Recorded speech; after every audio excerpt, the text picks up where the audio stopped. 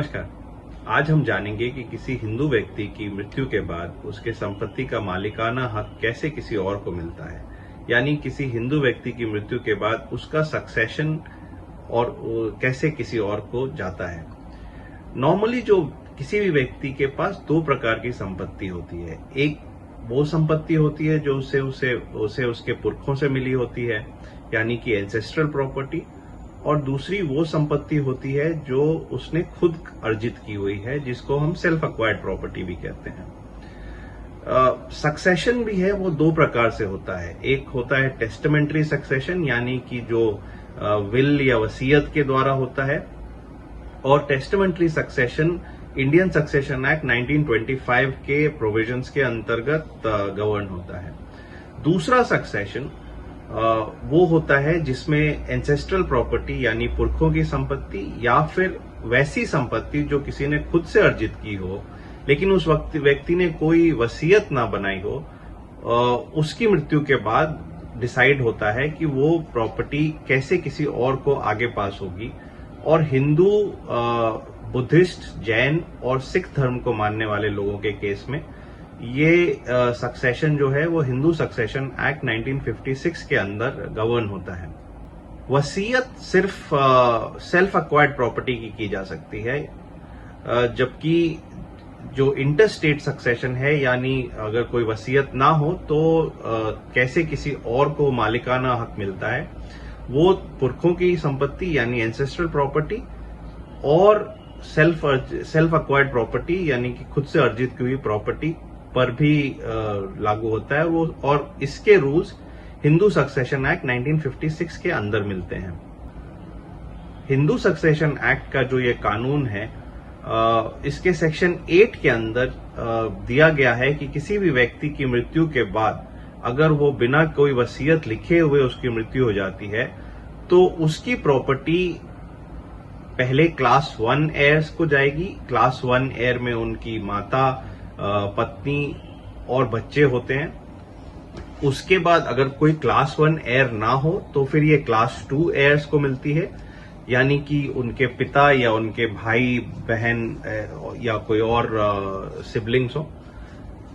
और अगर class 1, class 2 air ना भी हो तो उनके पिता के तरफ के संबंधी यानी कि एग्नेट्स को जाती है, और अगर वो भी नहीं हो तो फिर उनके कॉग्नेट्स यानी कि उनके माता की तरफ के संबंधियों को भी मिल सकती है।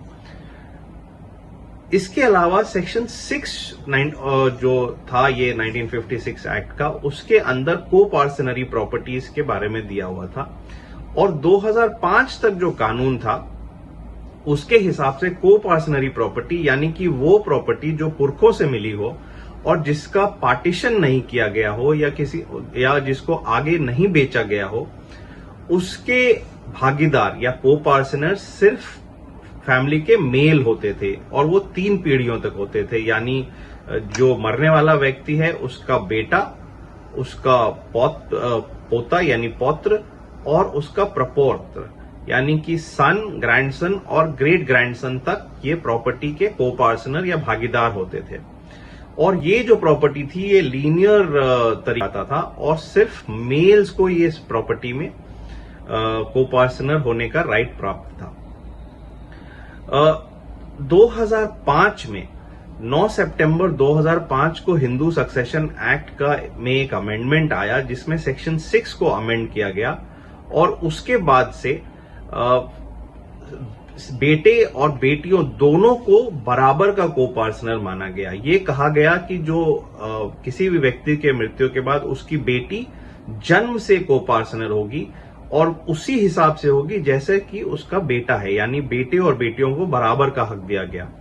लेकिन इसमें क्योंकि ये अमेंडमेंट एक्ट था और नॉर्मली कानून ये कहता है कि किसी भी कानून में यदि कोई अमेंडमेंट लाया गया या चेंज किया गया तो वो प्रोस्पेक्टिव होता है, यानी कि जिस दिन से वो अमेंडमेंट एक्ट फोर्स में आया, जो कि इस केस में 9 सितंबर 2005 था, उसके बाद से ये लागू होगा। तो ये एक बहुत बड़ा डिबेट का इशू हुआ। जब ये मैटर पहली बार ये विषय सुप्रीम कोर्ट पहुंचा तो सुप्रीम कोर्ट ने प्रकाश वर्सेस फूलवती के अपने जजमेंट में 2 जजों की बेंच सुप्रीम कोर्ट के जस्टिस अनिल दवे और जस्टिस आदर्श गोयल ने कहा कि बेटियों को भी कोपार्सनरी प्रॉपर्टी में बराबर का राइट है, लेकिन ये राइट सिर्फ जब अमेंडमेंट एक्ट फोर्स में आया उसके बाद से मिलेगा और ये रेट्रोस्पेक्टिव नहीं है। मतलब सुप्रीम कोर्ट ने ये कहा कि जो लिविंग डॉटर्स हैं और उनके फादर्स भी लिविंग हैं या कोपार्सनर्स भी लिविंग हैं, सिर्फ उनको ये प्रॉपर्टी में हक मिलेगा। इसके बाद 2018 में 1 फरवरी 2018 को सुप्रीम कोर्ट की दूसरी बेंच में जस्टिस भूषण और जस्टिस अशोक सिकरी उसके मेंबर्स थे, उन्होंने एक दनम्मा वर्सेस अमर के जजमेंट में ये कहा कि अमेंडमेंट से राइट का कोई असर नहीं है, क्योंकि इस केस में जो पिता थी उनकी मृत्यु 2005 से पहले 2001 में हो गई थी। तो सुप्रीम कोर्ट ने दनम्मा के केस में यह कहा कि इससे कोई फर्क नहीं पड़ता कि कोपार्सनर या जिससे प्रॉपर्टी डिवॉल्व होनी है उसकी मृत्यु कब हुई है। जिस दिन से अमेंडमेंट एक्ट आया उसके बाद से सारी बेटियों को बराबर का हक मिलेगा प्रॉपर्टी में और मृत्यु से इसका कोई संबंध नहीं है।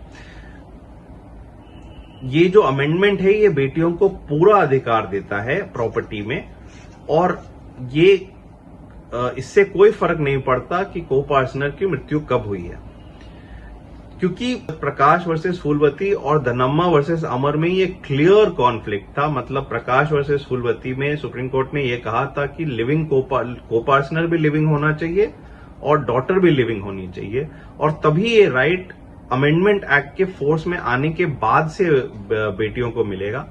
जबकि दनम्मा के केस में सुप्रीम कोर्ट ने कहा कि इससे फर्क नहीं पड़ता कि कोपार्सनर जीवित है या मृत्यु हो चुकी है उसकी, बेटियों को जन्म से ये अधिकार मिलेगा और उससे कोई फर्क नहीं पड़ता कि उनके फादर या ग्रेट ग्रैंडफादर जिससे वो प्रॉपर्टी डिराइव कर रहे हैं वो उनकी मृत्यु कब हुई है। तो ये क्लियर कॉन्फ्लिक्ट था और ये कॉन्फ्लिक्ट सुप्रीम कोर्ट के 3 जजों की बेंच ने फाइनली 11 अगस्त के अपने जजमेंट में जिसका नाम विनीता शर्मा वर्सेस राकेश शर्मा है, उसमें ये कॉन्फ्लिक्ट सॉर्ट आउट किया। 3 जजों की बेंच जिसमें जस्टिस अरुण मिश्रा, जस्टिस अब्दुल नजीर और जस्टिस एमआर शाह थे, उन्होंने अपने इस जजमेंट में कहा है कि हिंदू सक्सेशन एक्ट का 2005 का जो अमेंडमेंट है उसके बाद से बेटियों को जन्म से ही कोपार्सनर का राइट मिल जाता है और इससे कोई फर्क नहीं पड़ता कि उनके पिता की मृत्यु कब हुई है। उनके पिता की मृत्यु 9 सितंबर 2005 के पहले भी हुई होगी तो भी उनको बेटियों को बराबर का हक मिलता है और वो कोपार्सनर ही माने जाएंगे।